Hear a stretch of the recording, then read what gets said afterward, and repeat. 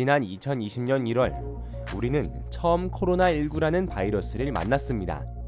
머지않아 그해 상반기 우리는 태어나서 처음으로 말로만 듣던 팬데믹 상황을 접하게 됐죠. 처음엔 실감이 나지 않아 뉴스가 맞는지 몇 번이고 확인했던 것 같아요.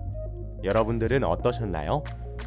과거의 일인 줄만 알았던 팬데믹 상황이 21세기에 벌어지다니, 이렇게 과학과 의술이 발전했는데도 말이에요. 그런데 우리에게 코로나19의 아픔이 다 가시기도 전에 두 번째 위기가 다가왔습니다. 바로 오미크론의 등장 때문이죠. 남아프리카 공화국 등 아프리카 남부 지역에서 시작된 변이 바이러스 오미크론으로 우리는 팬데믹 시즌2를 맞게 될까요? 오늘의 신비한 잡학사전 시작합니다. 인류가 오미크론을 대하는 방법은? 현재 신종 코로나 바이러스의 변이 바이러스인 오미크론의 확산세가 심상치 않아 보입니다.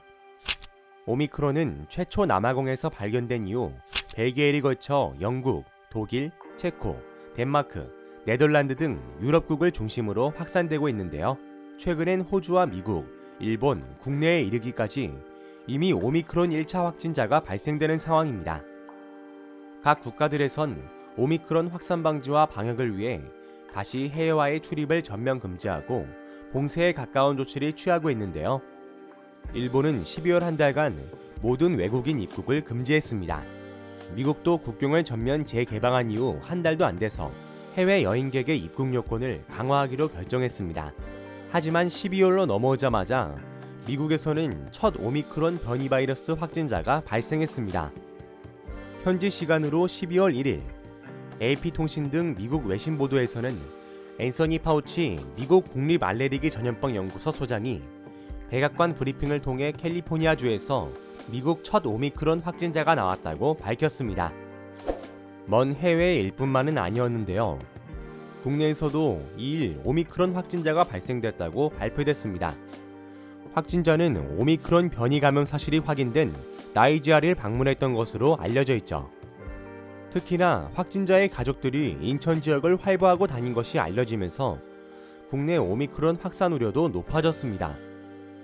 게다가 한국은 백신 2차 접종까지 완료한 상황에서도 최근 코로나19 확진자 수 5,000명대를 기록하기도 했죠.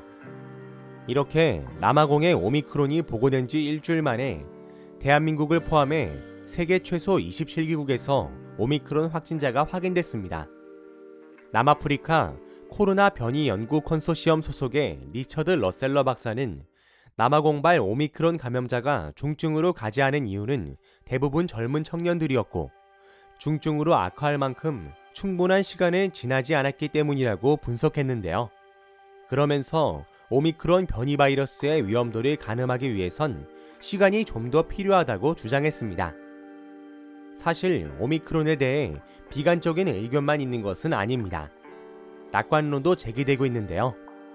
독일의 차기 보건장관 유력 후보이자 공중보건 전문가 카를 라우트 바우 교수는 오미크론 변이가 코로나19 대유행 종식을 앞당길 크리스마스 선물이 될 수 있다고 말했습니다. 오미크론은 스파이크 단백질에 만 32개 이상의 돌연 변이를 보유한 바이러스로 계통 분류체계 B11529입니다.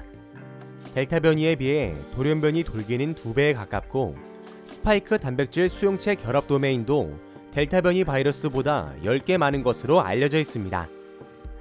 카렐 라우트 바우 교수는 오미크론 변이가 감염력을 높이지만 동시에 치명률은 델타보다 더욱 최적화됐을 것이라고 대부분의 호흡기 바이러스가 진화하는 방식과 일치한다고 주장했어요.